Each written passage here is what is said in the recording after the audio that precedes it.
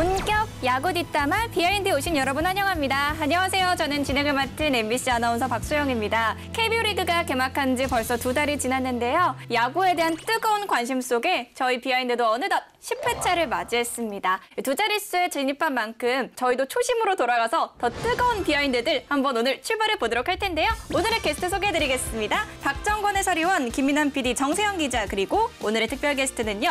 류선규 전 SSG 단장님 모셨습니다. 어서 오세요. 안녕하세요. 안녕하세요. 단장님, 저희 다시 찾아주시겠다고 약속하셨었는데 진짜 오늘 다시 와주셨네요. 감사합니다. 제가 감사합니다. 그리고 지난 출연 때 굉장히 반응이 핫했어요. 미원님 은퇴 종영설 같은 것도 여러 가지 이제 보직을 하신 만큼 정말 다양한 얘기 해주셔서 반응이 너무 좋았거든요. 주변에서는 반응이 어땠나요? 저는 주변에서는 지적만 많이 받아갖고요. 제가 아나운서님한테 여쭤봤잖아요. 어딜 바라봐야 되냐 그렇게 여쭤보니까 그냥 편하게 하시라고. 네. 그래서 제가 이제 편하게 아이 컨택을 해야 되는구나 생각해서 계속 이렇게 쳐다보면서 했잖아요. 네. 그러다 보니까 사람들이 왜 아나운서님을 쳐다보고 있냐. 정면을 안 보고 오해받았어요. 제가 네. 잘못했네요. 그리고 이제 왜 다리를 딱 벌리고 있냐. 그 지적도 받아서 여기 오기 전에 집에서 나오는데 와이프하고 아들이 다리 벌리지 말라고. 그래도 피드백이 아주 원활하게. 원래 나쁜 피드백은 빨라요. 단장님이 방송 나가시고 난 다음에요. SSG 선수단이나 프런트 같은 경우에는 비하인드를 앞으로 고정해서 보겠다. 이런 얘기까지 했습니다. 너무 좋아요. 내부 반응은 좀 어땠나요? 다음번에 꼭 다시 모셔라. 그 단장님 말씀하시는 거 보니까 좀만 더 자극을 시키면 다음에 더 센 거 나올 것 같다. 역시 오늘도 기대해 볼게요, 저희가. 오늘은 저 안 보고 얘기하겠습니다. 네. 그리고요, 저희가 오늘 단장님의 메이트로요. 박정권 의원님도 오늘 또 출연을 해주셨어요. 계약 기간 2년 남았는데 치킨집에서 은퇴 종용설 이런 얘기도 해주셨는데. 단장님이 두 번째 출연이신데 저랑 똑같이 나오셨단 말이에요. 그래서 저는 약간 이거 의도된 섭외냐.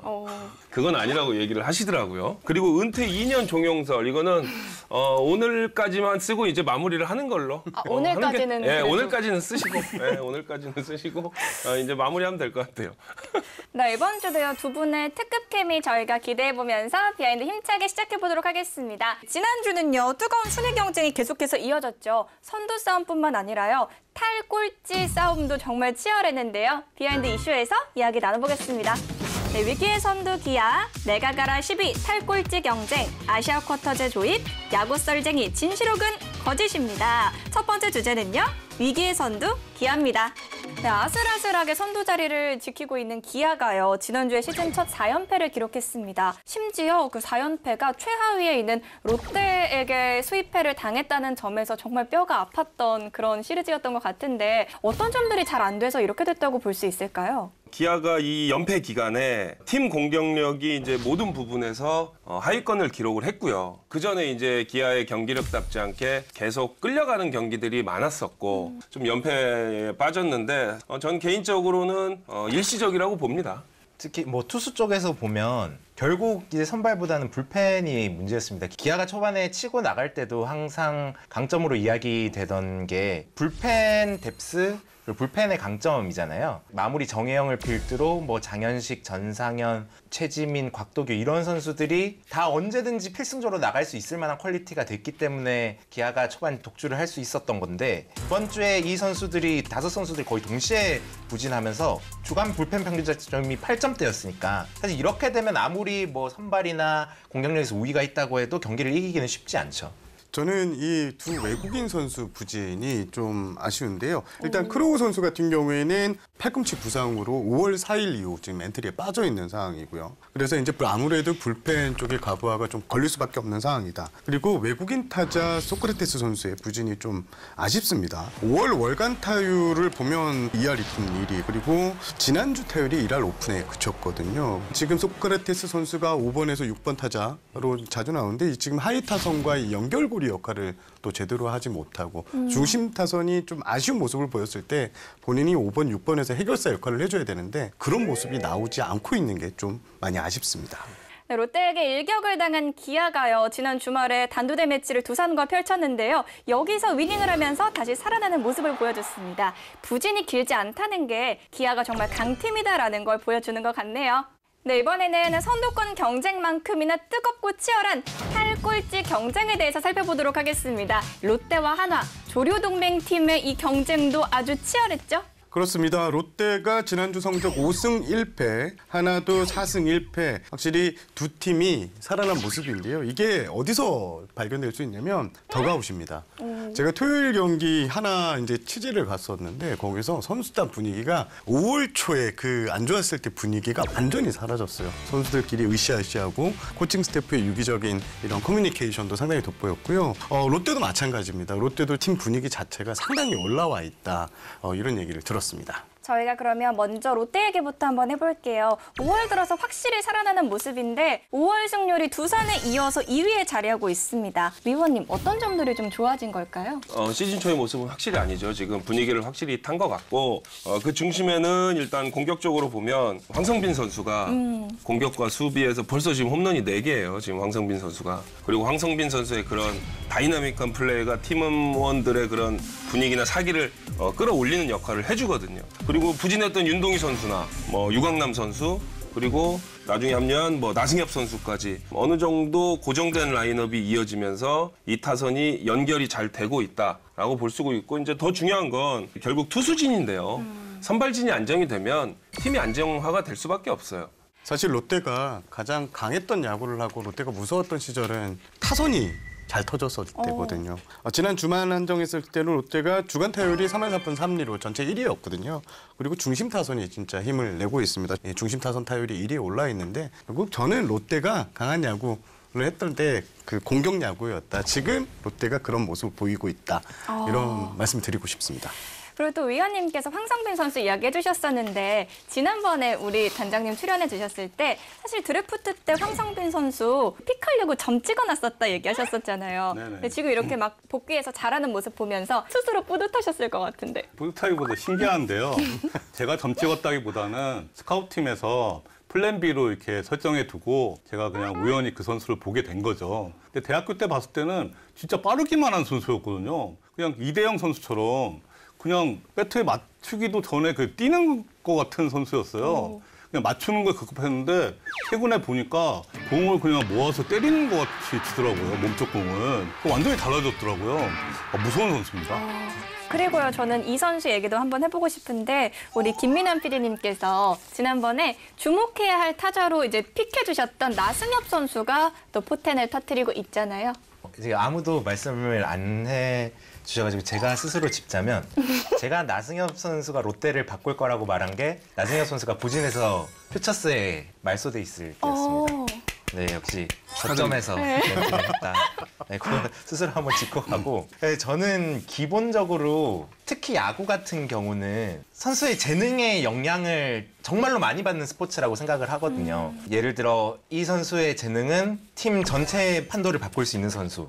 이 선수의 재능은 어느 정도 뎁스 채우기용 선수라는 게 저는 좀 이런 말하면 그렇지만 어느 정도는 정해져 있다고 생각을 해요. 그런데 저는 제가 봤을 때 나승엽 선수는 제가 말한 팀 전체 판도를 바꿀 수 있는 타격 재능을 갖췄지 않나. 그때 김현수 같은 선수가 될 수 있다고 말씀을 드렸는데 더 올라갈 여지가 있다고 생각을 합니다. 또 그리고요, 요즘에 롯데 팬들이 반가워하는 게 유강남 선수의 부활이거든요. 또 어떤 점이 달라져서 지금 이렇게 부활하고 있다고 보세요? 사실 그 정도의 계약을 안길 정도의 선수면 본인께 확실하게 가지고 있다라는 거예요. 워낙 시즌 초에 팀도 안 좋고 본인도 안 좋고 하다 보니까 이게 그 당사자 아니면 잘 모르거든요. 그 부담감이나 이런 것들은. 퓨처스를 갔다 왔는데 아마 거기서 리프레시를 좀 잘 하지 않았나 싶어요. 사실 저도 그런 경험을 굉장히 많이 해봤지만 내려갈 때 당시에는 사실 너무 좀 창피하기도 하고 조금 기분은 안 좋죠. 하지만 내려가서 또 어린 선수들과 같이 플레이를 하다 보면 어느 정도 이렇게 정화가 되는 건 확실히 있어요. 네, 유강남 선수가 그런 쪽에서 본인의 그런 컨트롤을 잘 하지 않았나 싶어요. 우리가 지금 롯데 긍정적인 얘기만 하고 있는데 저는 롯데는 좀 더 지켜봐야 된다고 좀 생각하는 게 이 하위권 팀들이 보통 동반 다 잘했다가 또 다 못했다가 이런 게 패턴인데 지금 롯데는 지금 다 잘할 때거든요. 요 모습이 얼마나 계속 이어질지 요거 좀 체크를 해놓고 봐야 될 것 같습니다.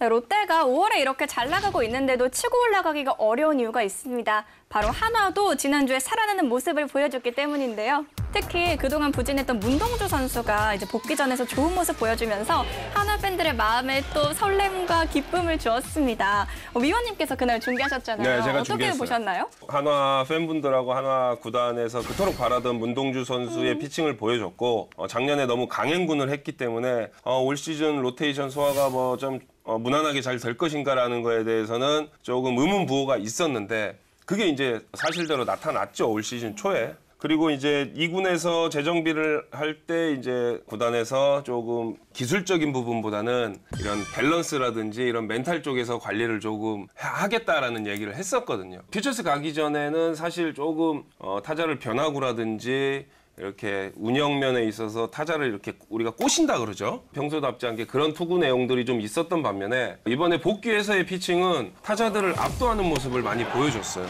그래서 카운트 싸움을 유리하게 갔고 그게 이제 승리의 원동력이었는데 사실 뭐 우리나라 속구의 거의 최고의 파이어볼러잖아요. 또 지난주에 김민환 PD님은요. 한화가 중위권에 치고 들어올 것이다라는 얘기를 해주시면서 그 근거로 뭐 문동주 선수도 그렇고 안치홍, 최은성 이런 선수들이 결국에는 자기 자리를 찾아갈 거다라는 얘기를 해주셨는데 그 선수들이 진짜 들었는지 진짜 요즘 제자리를 찾아가는 모습을 보이고 있네요. 진짜로 놀란 게 한화가 5월에 홈런이 가장 많은 팀이에요. 그러니까 정말로 타선이 천지개벽을 한 건데 이제는 진짜 한화 타순을 보면 김태현, 페라자, 노시환, 안치홍, 최은성으로 1번에서 5번까지 가는데 이걸 보면 약간 숨이 탁 막혀오는 그 느낌이 나거든요. 저는 기본적으로 안치홍이나 최은성 같은 선수들은 KBO에서 이미 10년 이상 검증을 한 선수들이기 때문에 한두 달 굉장히 왜곡된 성적이 나올 수는 있지만 좀 길게 봤을 때는 결국 자기 자리를 찾아갈 수밖에 없는 선수들이라고 생각을 하거든요. 그렇기 때문에 뭐 지금 이 선수들이 확 올라온 게 일회성 반등이 아니라 시즌 끝까지 이어질 수 있는 그런 선수들이라고 생각을 하기 때문에 저는 하나가 5강 싸움의 변수가 될 만한 요소를 갖췄다라고 생각을 합니다.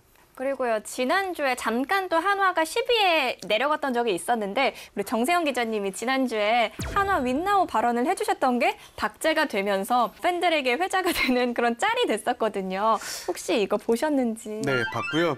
윈나우 팀답게 또 반전에 성공하지 않았습니까? 윈나우 야구를 해야 되는 팀이라고 보고 있고요. 하나 프론트하고도 지난 주말에 이제 만나서 이런저런 얘기를 해봤는데 좀 오해가 있었더라고요. 제가 어떤? 많이 이제 방송에서 하나에 대해서 좀 아픈 점을 꼬집었던 점이 좀 다가왔나 봐요. 그래서 그런 거 다 풀고 난 진심으로 하나를 걱정해서 얘기했다 이런 얘기를 했습니다. 모든 팬분들, 관계자분들 오해 없으시길 바라면서 지금 한창 기세가 오르고 있는 두 팀 롯데와 한화는요. 내일부터 맞붙는데요. 과연 어떤 팀이 승리를 가져갈지 지켜봐 주시면 좋겠습니다.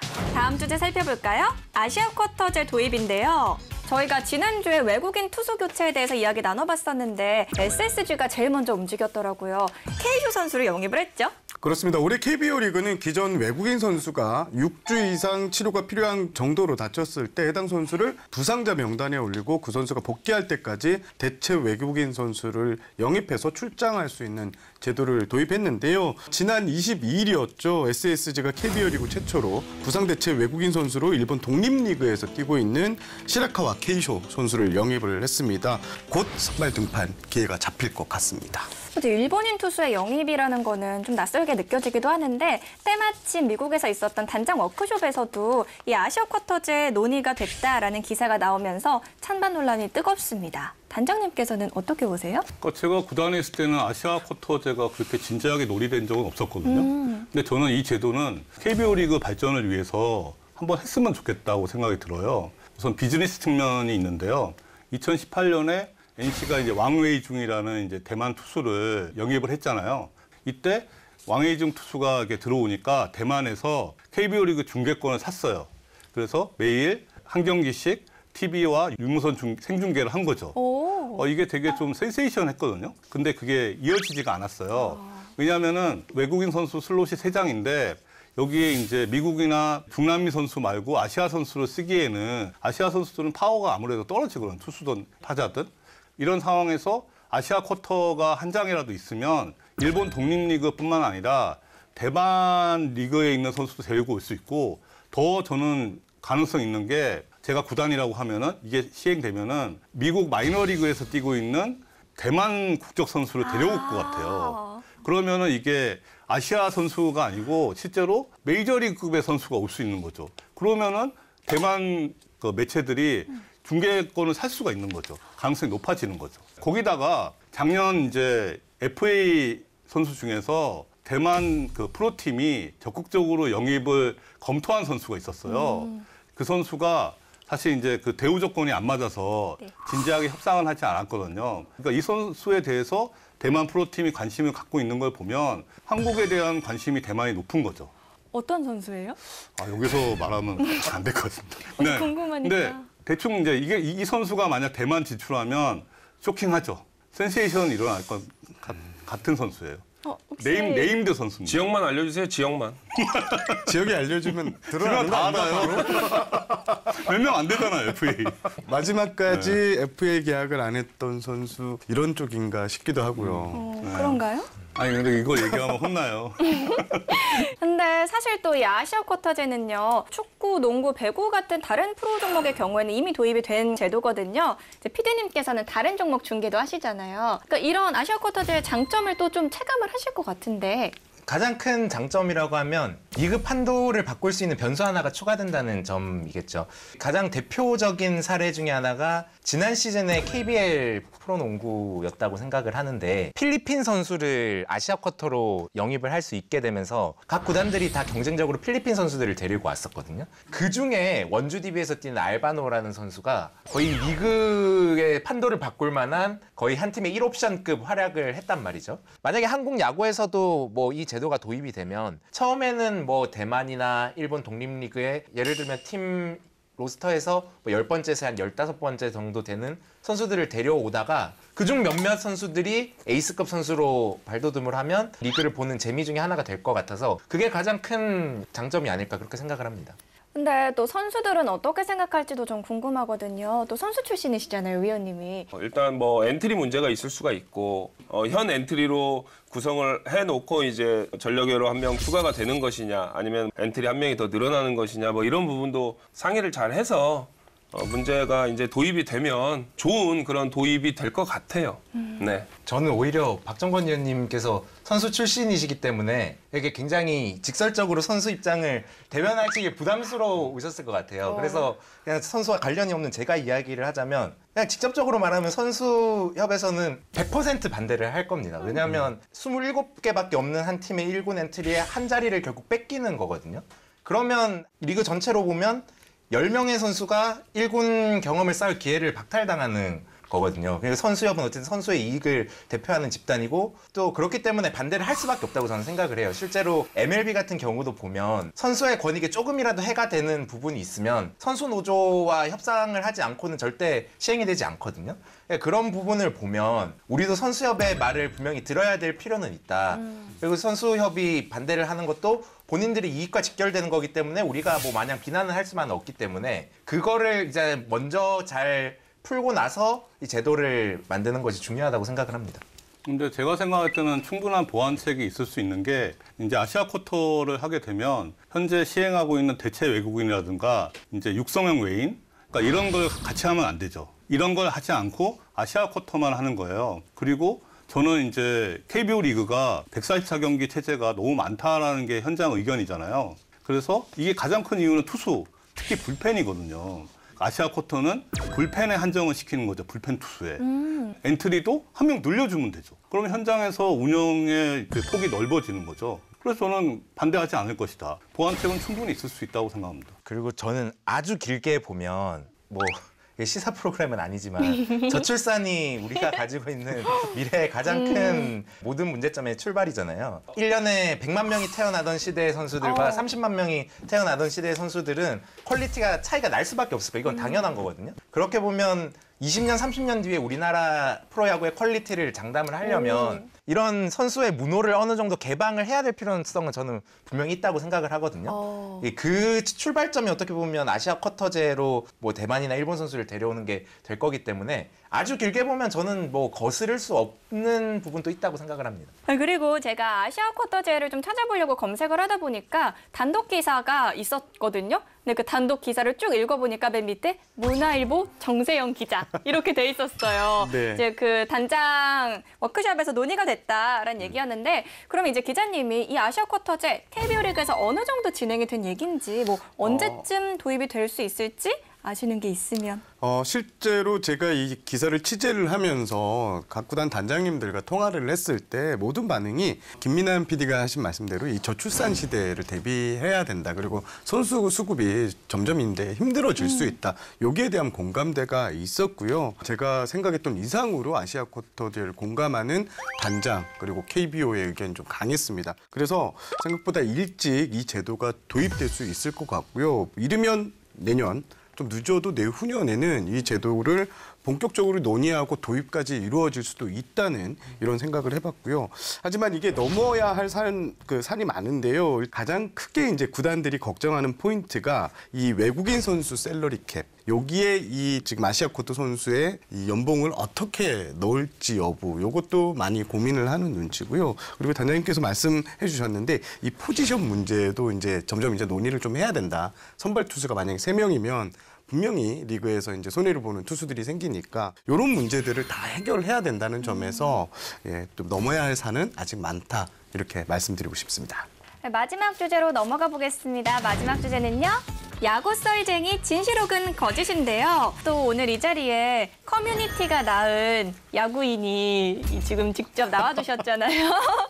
단장님은 커뮤니티에서 활동을 하셨었는데 혹시 요즘도 좀 활동을 하시는지 궁금해요. 그때는 인터넷이 없어갖고 PC 통신이어서 환경은 다른데 제가 이제 홍보팀을 많이 하다 보니까 뭐 MLB 파크 이건 뭐 기사 보듯이 체크했고요. 제가 홍보팀장이나 단장 할 때 홍보팀 직원들이 정보 보고를 해요. MLB 파크를 갖고. 실제로요? 네, 하죠. 네. 그러면 이제 제가 먼저 알고 있거든요, 대부분. 제가 다 아는 내용이거든요. 제가 MLB 파크는 이제 네이버 기사하고 거의 본격으로 실시간 체크를 이렇게 해왔죠. 그 DC 인사이드 팀 갤러리 같은 것도 보세요? DC 인사이드는 단장하기 전에 안 받고 단장하고는 제가 이제 거기 검색어에 넣으면서 알람 기능을 해놨거든요. 알람이 와요. SSG가 아니라 류선규를 네. 검색어로. 네. 왜요? 아니 무슨 얘기를 하나 팬들이. 나에 대해서? 꼭 제가 아니고 제가 단장할 때는 네. 구단을 대표하는 사람이라고 생각하고 얘기를 하는 거예요, 팬들이. 근데 거의 뭐 99%는 욕이죠. 비난인데 그래도 저는 이거를 갖고 행간의 의미를 좀 해석을 하거든요. 이렇게 왜 얘기를 하는지. 근데 지금은 알람 기능 껐습니다. 지금은 알람 기능 껐고 이제 이거 보면 사실 스트레스 받잖아요. 근데 저는 이제 봐도 그렇게까지 스트레스를 좀 많이 받는 편은 아니고 그리고 제가 받는 월급에 이런 욕도 있다. 이렇게 생각하죠. 이게 지금 사실로 밝혀진 게 네. 뭐 선수 때나 제가 코치 할 때나 비단 단장님뿐만이 아니시고 각 구단에 이런 좀 지위 높으신 분들이 커뮤니티를 많이 들여다보신다라는 얘기가 있었거든요. 선수들 사이에. 선수들 소문이 난 사이에서. 거예요. 근데 그렇게 되면 선수들도 그걸 좀 예민해질 것 같은데 왜냐하면 거기서 만약에 어떤 선수 방출하세요 이러면 단장님 이거 보시고 방출하는 거 아니야? 실제로 그런 부분도 있었고 그리고 어떤 선수가 알려줬대요. 너 어디 사이트에서 트레이드 된다는데? 이러는 거 있다. 근데 그게 진짜로, 그게 진짜로 트레이드로 연결이 되고. 그럼 단장님이 그거를 꾸준히 챙겨보신 이유가 다 있었네요. 단장님이 멘탈이 강하다고 하셨는데 진짜. 단장님이 이제 단장님 그만두시고 나서 과거에 이제 단장님의 이런 계약들에 대해서 비난스러운 여론이 있으면 링크를 좀 걸어주시더라고요, 저한테. 제가 이렇게 욕을 먹어야 하나요? 은근 신경 많이 쓰세요. 신경 많이 쓰세요. 아니요, 이 부분 해명을 할게요. 제가 단장할 때는 그런 글을 써도 제가 이게 월급을 받잖아요. 제가 말씀드렸잖아요. 그럴 수 그 돈을 있어요. 받을 이유가 있는 거예요. 지금 제가 그런 것도 아니잖아요. 자연인이니까. 네, 그러니까 근데 제가 왜 욕을 먹어야 되냐 이거죠. 먹어야 될 이유가 없는 거예요, 이제는. 그래서 알람 껐습니다. 그럴 법한데. 그리고 저 하나 궁금한 게 그렇게 커뮤니티를 보시면 그 커뮤니티의 여론 같은 게 진짜 구단 운영에도 반영되는 부분이 있나요? 예를 들어 저는 있다고 봅니다. 박정건 방출해라 하면 사실 그 여론 보고 아, 그건 아닌 것 같습니다. 그건 어느 구단이나 그건 아니고 제가 이렇게 커뮤니티를 그러니까 실시간으로 체크했던 이유는 거기에 정보가 되게 빨라요. 커뮤니티가. 그러니까 구단 관계자도 모르는 정보들이 있어요. 그렇기 때문에 실시간 이제 정보 체크를 하는 차원에서 본 거지 지금 말씀하신 것처럼 어떤 선수 방출해라, 트레이드해라. 아, 이거는 아니죠. 네, 이건 절대 아닙니다. 그럼 저는 수많은 야구 팬들을 대변해서 한번 질문을 드려볼까 하는데 꼭 SSG뿐만이 아니더라도 구단 차원에서 이렇게 커뮤니티에 글을 올리는 경우도 있나요? 의심스러운 글들이 아니, 있단 그거는 말이에요. 있을 수도 있는데, 그러니까 그 기사도 안 나는 게 정보가 유출되는 거, 그거는 심증은 가요. 이건 왜냐면은 내부자가 아니면 도저히 알 수 없는 내용들이 있어요. 근데 그런 게 이제 커뮤니티에 먼저 나오면은 이거는 내부 같다. 근데 그게 꼭 내부가 구단 내부는 아닐 수 있거든요. 그럼 그 소식을 아는 구단 외부의 사람도 있을 수가 있어요. 누구요? 아니, 그러니까 그룹일 수도 있고, 아. 예, 그 라인의 이제 지인들이라든가. 아, 그쵸. 우리나라 사람들이 야구를 좋아하시잖아요. 그러면 어떤 자기만 아는 정보를 과시하고 싶어하는 게 있어요. 익명이어도. 예, 그러니까 이거 내일 이게 터져. 이게 내 말이 맞나 뭐 틀리나 봐봐. 이런 과시 욕구가 있다는 거죠. 오. 그런 와중에서 그렇게 커뮤니티에 게시물이 나온다고 저는 생각하고 있습니다. 모 구단의 이제 디자인 유니폼 시안이 한번 유출된 적이 있습니다. 이때 이제 구단에서 그 해당 구단에서 이렇게 찾아서 들어가 봤더니 아웃소싱 업체의 관계자였다 하더라고요. 뭐 그런 것도 있고요. 특정 구단은 이제 특정 선수의 부상이 계속 이제 외부에 구단에서 공식 어나운스가 되기 전에 발표되는 것 두고 체킹을 한번 들어갔던 적이 있다고 해요. 그래서 이게 병원 관계자 쪽이냐 아니면 구단 내부의 뭐 선수냐 프런트냐 해서 한번은 이 소스를 다르게 한번 뿌려봤답니다. 그러니까 A인데 B 살짝 고쳐서 근데 그게 나가는 걸 꼭 그 발설자를 또 찾았다는 이런 이야기도 들은 적이 있습니다. 무섭네요.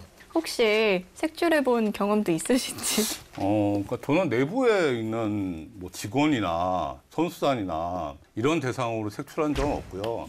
딱 한 번 있었던 게 이제 지금 방금 이제 정세영 기자 말씀하신 유니폼. 보통 유니폼을 발표할 때 선수 모델로 해갖고 사진을 찍거든요. 근데 이 사진이 유출이 된 거예요. 이거는 분명히 제작사에서의 유출이다. 그렇게 해서 확인을 한 적이 있었죠. 사장님 저는 그 구단을 얘기하지 않았는데 본인이 얘기를 해주시네요. 모 구단이라고 하셨었는데. 모 구단이라고 네, 했는데 SSG. 그 단장으로 일하실 때 좀 당한 경험이 있으신 것 같은데 혹시 그런 에피소드들도 있나요? 가장 기억에 남는 거는 이제 SK 와이번스가 이제 신세계 그룹에 이제 매각이 된다. 인터넷 커뮤니티에 먼저 떴잖아요. 그게 화요일 날 이제 그 신세계 그룹과 SK가 MOU를 체결하는 날이었거든요. 근데 그게 이제 일요일 밤인가? 인터넷 커뮤니티 ML파크에 핵폭탄이 이제 화요일 날 터진다고 그게 게시물이 뜬 적이 있었어요. 그래서 이제 그 당시에 팬들이 빅딜이 있나? 트레이드? 여러 가지 추측을 했죠. 구단이 매각될 거는 아무도 생각을 못했고요. 특히 SK가 매각될 거는 아무도 생각을 못했는데 어떤 언론에서 단독 보도가 나면서 일파만파가 됐죠. 그러면은 구단 입장에서는 이런 게 계속 반복되면 좀 당황스럽잖아요. 그럼 예방을 좀 해야 될 것 같은데 예방책 같은 건 없나요? 방법은 하나밖에 없는 게요. 그게 어떤 게 결정되면은 트레이드라고 치면은 트레이드가 결정이 되잖아요. 그럼 바로 발표를 해야 돼요. 아, 누가 선수 치기 전에 네. 우리가 먼저? 기사가 나기 전에. 어. 그렇게 준비를 빨리 하지 않으면 서로가 서로를 의심할 수밖에 없는 거예요. 근데 사실 이 커뮤니티에 선수들에 대한 루머가 사실 제일 많이 올라오잖아요. 근데 또 아니 땐 굴뚝에 연기나랴라는 얘기도 많이 하곤 하는데 선수 입장에서 이제 위원님이 보셨을 때 커뮤니티에 떠도는 루머 중에 좀 어느 정도 이게 좀 사실성이 있다고 보세요? 조금 적지 않은 확률인 것 같아요. 그리고 특히 조금 안 좋은 기사들이 대부분 많아요. 뭐 누가 사고 쳤다라든지 사건 사고들이라든지 이런 부분은 조금 맞는 말들이 많이 있고 코치 영입도 마찬가지고 코치 영입도 이제 뭐 비시즌 때 갤러리 같은 데에 뭐 A 코치가 어느 구단으로 B 코치는 어느 구단으로 이제 구단에서 발표하는 거 보면 얼추 맞더라고요. 허무맹랑한 얘기만 있는 건 아니다. 네. 그리고 또 어그로를 좋아하시는 김민환 PD님은 또 누구보다 이렇게 커뮤니티에 오래 상주해 계실 것 같은 느낌도 드는데 실제로 커뮤니티에 떠도는 내용 중에 아 진짜 내부자인가? 이런 생각이 드는 의심되는 것도 있었나요? 일단 첫 번째로 그렇게 커뮤니티에 상주를 하지는 않고요. 아, 아니에요? 네. 죄송해요.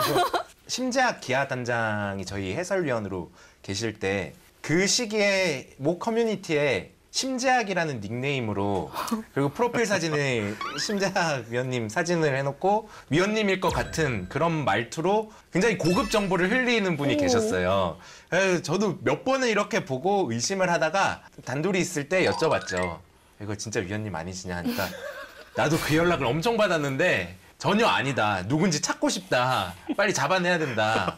그런 말씀을 하시더라고요. 그래서 내부자가 아니어도 외부에서 새는 경로는 다양하지 않나. 저도요, 비하인드 시작하고 나서 한번 모 커뮤니티에 저 아나운서 누구냐라는 글이 올라왔는데 댓글에 저 아나운서는 누군지 모르겠고 롯데 팬이다.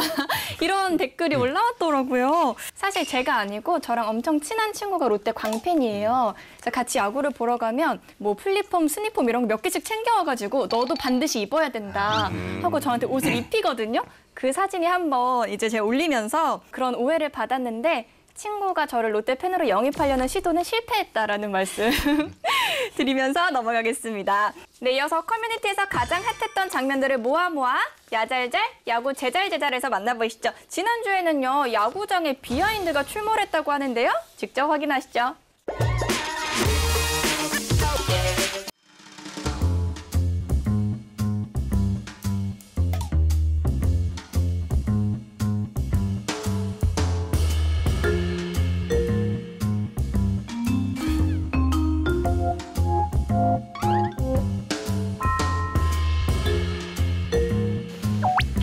반가운 응원 문구가 있네요. 네. 네, 비하인드 작가님이신데 미남 위원 박정권은 예, 그럼 뭐 제가 안 읽으려고 했는데 왜? 네. 아니 사실을 써놓으셨길래. 꿈과 사주 구분해 예의 범절이 없네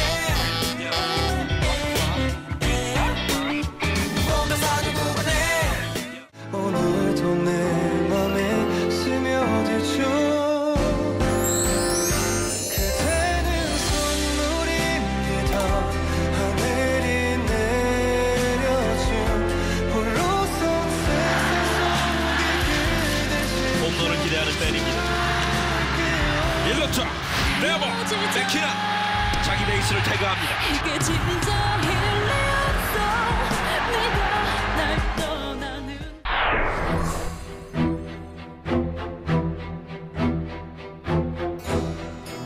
하이 패스트볼 잘각도 맞히면서 2루자 박찬호 3루자 홈으로 들어옵니다. 장타 하나면 동점까지 가능한 7번째 공 걷어 올렸고 좌익수 뒤로 담장 넘어갑니다. 역전 석점포 이우석 까마득히 넘어갑니다. 백투백 홈런 양의지 독점을 향해 갑니다. 넘어갑니다. 독점 투런 양의지 좌익수 뒤로 담장 쪽 담장 넘었어요. 역전 투런 김재환 두산이 홈런으로 다시 앞서 나갑니다. 오늘 홈런 2개째 김재환 시즌 12호 그리고 역전 투런. 네, 야구 제잘제잘 야잘잘 만나봤습니다. 지난주에는요, 저희 비하인드 작가님이 직접 야구장을 찾아서 비하인드를 홍보해 주셨는데요. 미남 해설위원 박정권 위원님 멘트 마음에 드셨나요? 사실 뭐 잘생겼다라기보다는 뭐 못생기진 않았다. 뭐 이 정도는 얘기해도 되지 않을까 싶어가지고 안 그런가요? 저는 저때 이제 방송을 중계를 봤는데 두 분이 사전에 협의된 내용인 줄 알았어요. 아 진짜 깜짝 놀랐어요, 진짜. 단장님은 동의하세요? 저는 그냥 솔직히 말씀드리면 10년 전, 20년 전 미남이었던 해설위원 박정권 이러면은 인정하겠어요. 현재 말고. 예전에 10년 전, 20년 전 나중에 사진 좀 찍어주세요. 지금은 아니라는 의미신가요? 그러면? 지금은 사진 안 되고 사진 절대 안 되고 그리고 지금이 훨씬 더 어려 보인다라는 얘기를 지금 많이 듣고 있어요. 예, 혹시나 뭐 예전 사진을 띄우시거나 그러면 절대 안 됩니다. 띄우실 것 같은데? 안 됩니다. 멘트를 하는 얼굴에 합성돼서 예전 사진 이렇게 나가요. 아이디어 좋아요.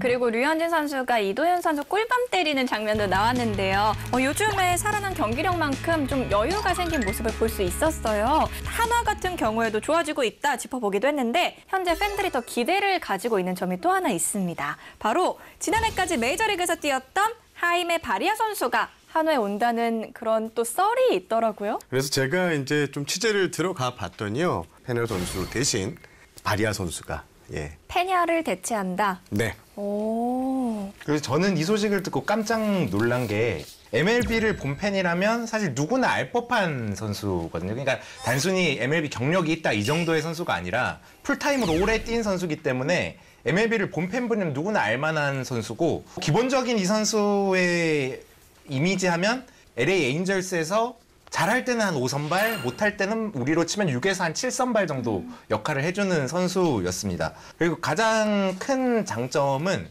여기 제구가 좋다는 점.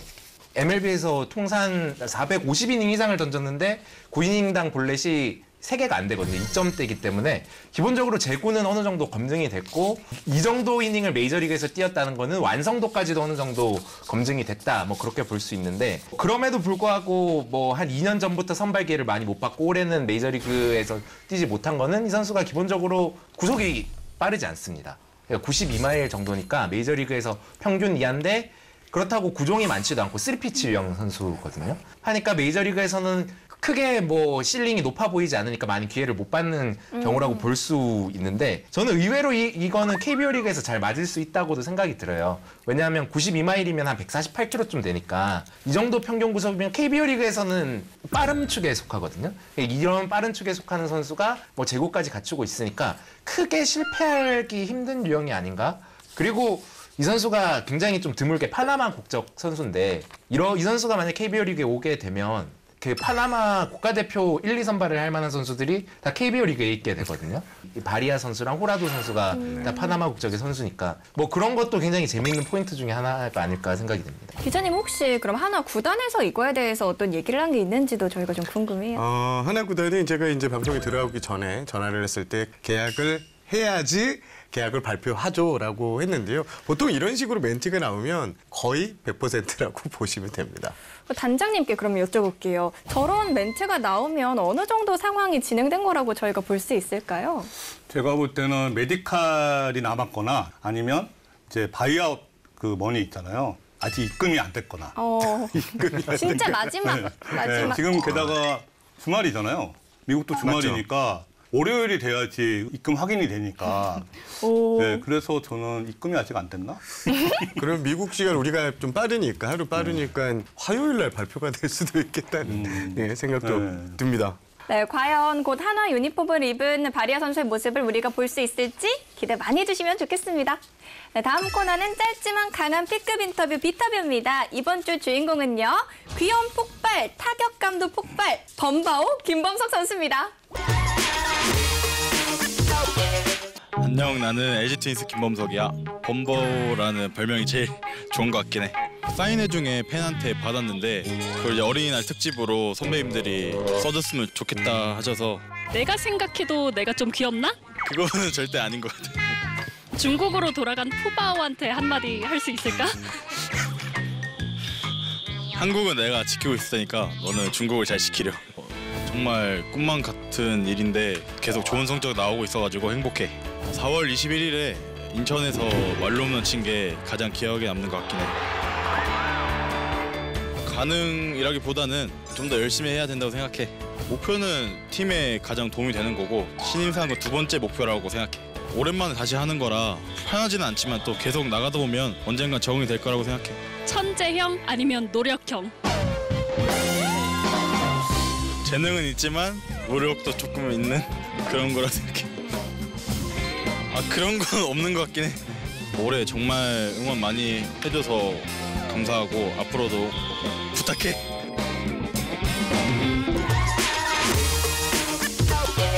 화제의 선수를 비교해보는 비하인드 배틀. 이번 주는 조금 저희가 특별하게 준비했습니다. 단장님도 오셨고 이제 코치를 하셨던 위원님이 나오신 만큼 저희가 이번 주는요. 내가 주목하는 언젠가는 터질 선수를 뽑아봤는데요. 과연 어떤 선수들이 나왔을지 먼저 만나보시죠. 네, 현재 상무에서 있고 소속팀 삼성인 김윤수 선수, 그리고 박정권 위원님은 SSG 이기순 선수를, 정세영 기자님은요 키움의 임병옥 선수, 김민원 PD님은 한화의 장진혁 선수, 그리고 담당 PD님께서는 기아의 변호혁 선수를 꼽아주셨습니다. 저는 기본적으로 이제 굉장히 뭐 재능 있는 어린 선수들의 관심이 많은데 장진혁 선수는 93년생이어서 올해 이제 만으로 31세 시즌입니다. 결코 나이가 적지 않은 나이인데 기본적으로 재능은 있는 선수예요. 청소년 대표를 고등학교 때부터 했었고 이때 청소년 대표를 같이 했던 동기들이 뭐 구자욱, 박민우, 류지혁, 하주석 이런 선수들이거든요. 뭐 그런 선수들에 비하면 아직까지 뭐 재능이 많이 안 드러나지 못했다라고 볼 수가 있는데 스타일 자체가 굉장히 이것저것 다 잘하는 유형으로 저는 알고 있어요. 그러고 이제 공익 근무를 하고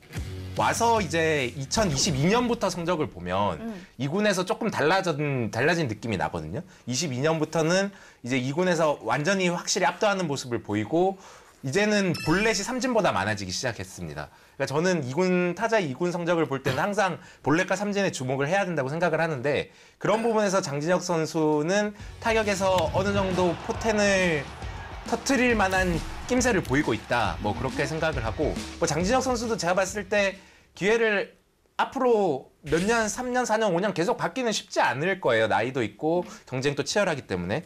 그러니까 뭐 올 시즌, 늦어도 내년 시즌 안에는 그 재능을 터뜨렸으면 좋겠다라는 마음에서 장진혁 선수를 뽑았고 또 올 시즌은 어느 정도 고에 맞는 타격 성적을 많지 않은 표본이지만 보여주고 있어서 뭐 굉장히 기분이 좋습니다. 그리고 또 박정권 위원님은요 팀의 후배를 뽑아주셨네요. 이기순 선수 어떤 점에서 좀 유망하다고 보셨어요? 정말 매력적인 선수고요.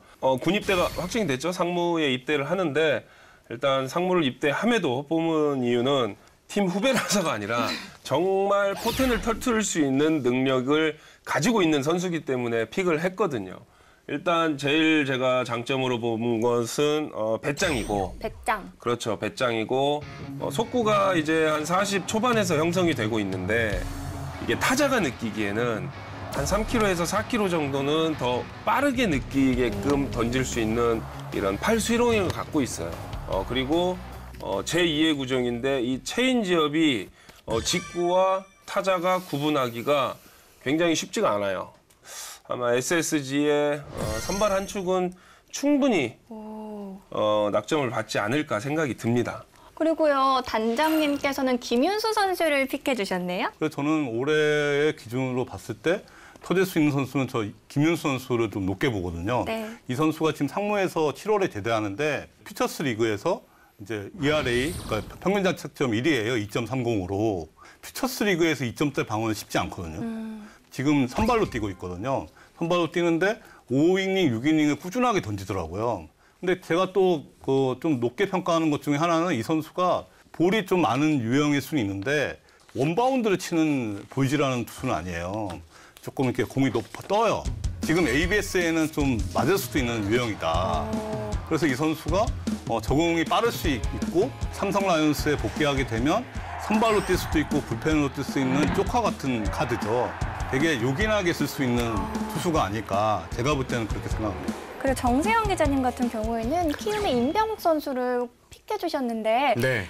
저도 임병욱 선수 너무 좋아하지만 네, 조금 연차가 좀 있죠. 좀 왜냐면 있지 이 선수가 2014년 1차 신인 드래프트로 그러니까요. 이제 넥센 형 키움 유니폼을 입었는데요. 가진 거를 못 터트린 선수라고 주변에서 야구인들도 그런 얘기를 너무 많이 하시고 또 팬들도 가장 아쉬운 선수를 뽑으라면 또 임병욱 선수를 뽑아서 사실 임병욱 선수가 올해까지 못하면 이제 방출까지 걱정해야 하는 이 지금 수준까지 왔다고 보거든요. 그런 얘기를 들었어요. 제가 이 임병욱 선수에 대해서 취재를 하다 보니까 2군에 내려가 있는 시간이 좀 많잖아요. 거기서도 요령을 절대 피우지 않고 2군의 이제 어린 선수들과 진짜 땀을 흘리면서 자기가 이제 다시 정상급 선수가 되게 노력한다고 했는데요. 이 선수 진짜 자기가 가진 거 뭐 포텐 터트리면 저는 40홈런 이상 때려줄 수 있는 타자라고 보고요. 그런 의미에서 좀 힘을 주고자 임병욱 선수를 선택했습니다. 그리고요, 담당 PD님이요, 이번 주에는 배틀에까지 또 등판을 해주셨는데요. 기아의 변우혁 선수를 뽑으면서 이렇게 말씀해 주셨습니다. 맞추면 넘기는 힘, 아름다운 스윙과 엄청난 하드웨어. 변우혁에게 필요한 건 타석의 경험과 인내심뿐.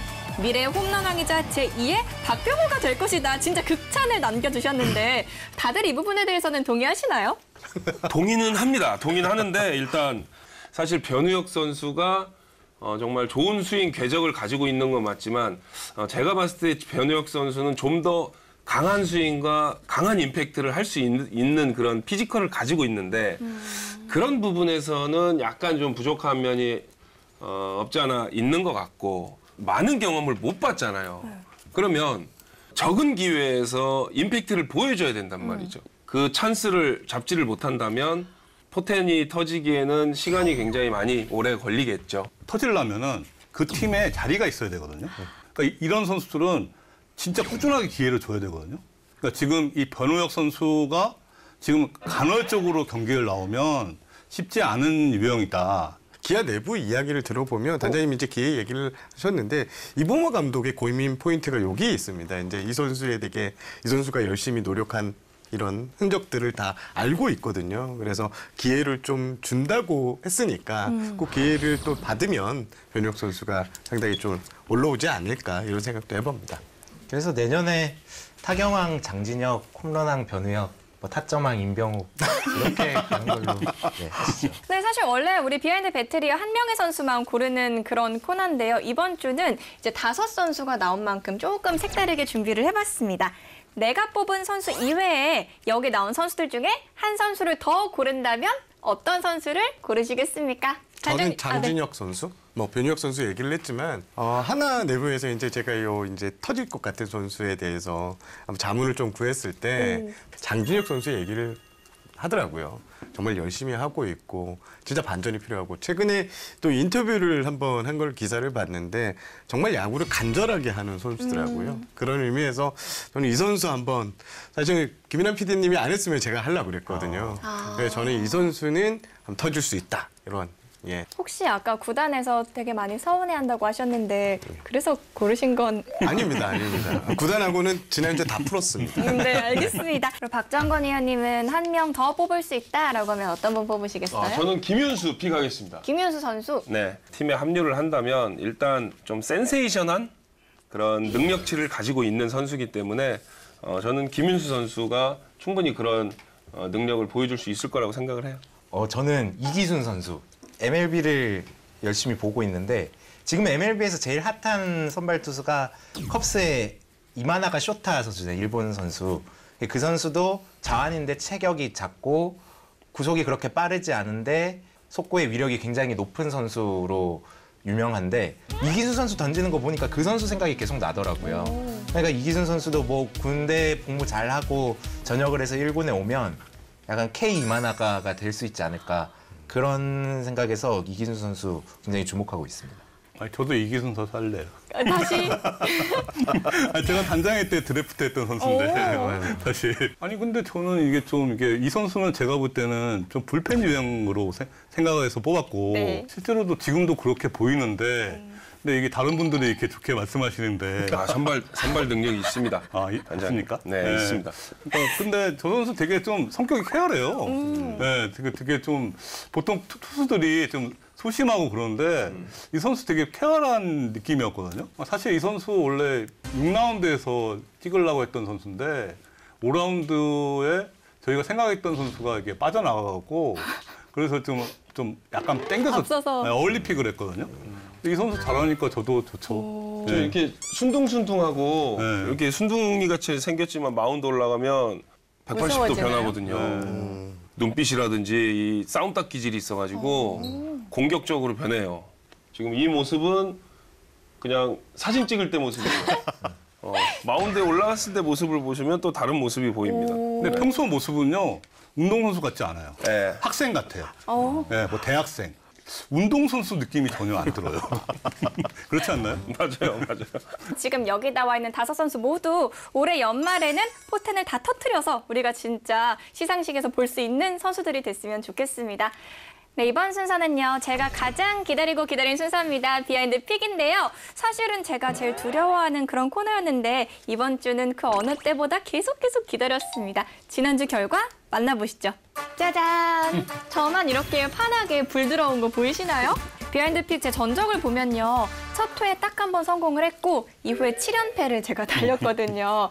이제 가끔 야구 보면 7연패하는 팀들이 있는데 그 팀의 마음을 느껴볼 수 있었던 7주였습니다. 그리고요.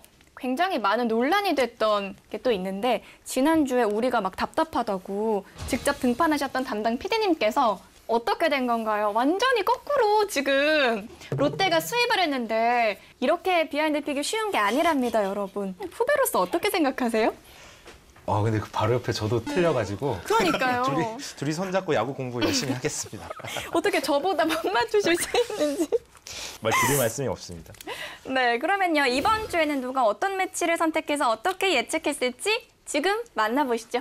네, 박정권 의원님은 기아의 위닝, 정세영 기자님은 롯데 위닝, 저는 삼성에 걸었습니다. 김인환 PD님은 두산 수입에 걸어주셨고요. 유성규 단장님은 LG 위닝에 걸어주셨고 담당 PD님은 기아의 수입에 또 한 번 걸어주셨네요. 지금 담당 PD님께서 다시 한번 등판을 해주시면서 이런 말씀을 남기셨습니다. 지난주는 롯데의 기세를 예측하지 못했고 웜업이었다. 이번 주도 틀리면 다음 주에는 얼굴 공개를 하겠다라고 말씀을 하셨는데 이 얼굴 공개가 누굴 위한 건지는 잘 모르겠어요. 그러니까 전 전혀 모르겠어요. 저도요. 사비로 뭐 시청자 이벤트를 하겠다 뭐 이런 네, 걸 줄 그런 걸 해야 알았는데 되는 것 같은데. 얼굴 공개라는 거는 그렇죠. 어떤 의미인지 잘 모르겠지만 또 추가하신 말씀이 있어요. 변우혁이 잘해주고 있다. 그리고 주말에 두산을 잡았기 때문에 충분히 이렇게 될 수 있다라고 해주셨는데 일단 이게 박정권 위원님이랑 같은 매치거든요. 예측은 다르게 하셨잖아요. 어떻게 생각하세요? 저는 2승 1패를 했는데 사실 뭐 지금 NC가 연패에 빠졌죠. 선발 투수들이 중심을 못 잡아줬고 타선도 오르락 내리락 하는 그런 과정에 있고 포커스를 공격력에다 두고 기아에 2승을 점쳤습니다. 그리고 제가 볼 때 이번 주에 가장 핫할 것 같은 매치이자 어떻게 보면 예측이 가장 어려울 것 같은 매치는 정세영 기자님한테 지금 배당이 됐는데 어떻게 예측을 하신 건가요? 제가 9번 연속 틀렸기 때문에 제가 무슨 얘기를 해도 신빙성이 떨어지지만 그래도 좀 예측을 해보면요. 롯데 선발진이 지금 확실하게 이제 박세용, 윌커슨, 나균환 선수 턴일 것 같은데 문동주 선수가 화요일 날 나올 가능성이 높아 보이거든요. 여기에 이제 황준서 선수, 김기중 선수 이렇게 나왔는데 선발진 무게를 봤을 때는 롯데가 좀 더 앞서 있고 지금 최근 기세, 물론 하나도 기세가 좋습니다만 롯데가 이제 기세 야구의 원조라고 보면 이 롯데의 이 기세가 좀 더 세지 않을까 하는 의미에서 2승 1패로 롯데의 우위를 예상했습니다. 지금 정세영 기자님이 항상 이렇게 고개를 못 드시지만 사실은 또 어느새 김민환 PD님도 4연패를 달리고 계세요. 이번에는 두산의 수입을 걸어주셨는데 또 오늘도 공격적인 예측을 해주셨네요. 두산의 방망이에 걸었습니다. 충분히 수입을 할 만한 방망이라고 생각을 하고 또 저는 불펜에도 주목을 하는 게 나오는 선수들마다 막 150을 던지더라고요. 수입을 선택하지 않고는 못 빼기겠더라. 네, 그래서 이번에는 맞출 것 같습니다. 저는요 이번에는 키움 1, 삼성 2 이렇게 걸어봤는데요. 제가 볼 때는 지금 1, 2선발들이 다 나오는데 양 팀의 1, 2선발들이 아주 좋은 모습만 보여주지는 않고 약간 왔다 갔다 하는 모양새더라고요. 그리고 상대 전적도 봤는데 비등비등해요. 그렇다면 지금 분위기상으로는 삼성이 요즘 너무 잘해주고 있기 때문에 삼성에 한번 걸어봤습니다. 단장님은요 지난 출연 때는 좀 억울하게 5천 취소로 실패하셨는데요. 이번 주는 혹시 일기예보는 확인하셨는지 궁금해요. 이번은 기상청 날씨 예보 봤어요. 화수목 좋더라고요, 날씨가. 뭐 날씨 때문에 틀리지는 않겠구나 생각하고요. 선발 매치를 보면은 좀 비슷할 것 같은데 타격이 LG가 좀 나을 것 같고 불펜은 좀 비슷할 것 같은데 저는 LG가 조금 근소하게 좀 낫지 않을까. 과연 비하인드 픽 단장님의 두 번째 예측은 어떤 결과가 나올지 다음 주 비하인드에서 확인해 주시고요. 어느덧 마칠 시간이 됐습니다. 오랜만에 다시 출연해 주신 류성규 단장님, 오늘 어떠셨나요? 지난번에도 말씀드린 것처럼 여기 있는 분들 다 프로시잖아요. 방송 프로. 제가 이분들보다 잘할 수는 없잖아요. 전 잘하려고 생각하지 않고 민폐만 끼치지 말자. 아니에요. 식스맨. 그리고 가장 중요한 게 다리 모으고. 다리 모았더니 진짜 계속 모은 적이 없다가 모으니까 다리가 엄청 아프더라고요. 정면 보려고 했는데 정면은 잘 못 본 것 같아요. 결국 이렇게 쳐다보면서 한 것 같아요. 정면 봐라라고 저 쪽지를 건넬까 하다가 정면을 안 보시더라고요. 또 저도 느꼈어요. 계속 보려고 이제 했는데. 아나운서 보시던데 저는 항상 좀 자주 연락도 하고 편하게 이렇게 하는 건데 방송이 확실히 많이 늘고 계신 것 같아갖고 예, 뿌듯하기도 합니다. 너무 매력 있으세요. 방송에 이렇게 적합한 캐릭터가 있나라는 생각을 저는 했거든요. 아니, 과찬의 말씀 같아요. 한 번 더 나와주세요. 꼭. 네, 감사합니다. 네, 그러면 저희는 다음 주 더 핫한 이슈, 더 거침없는 입담과 함께 돌아오도록 하겠습니다. 야구 뒷담화 가고 싶다면 비하인드로 들어와. 2019 시즌은 제가 SK 있을 때 참 악몽의 시즌이었거든요.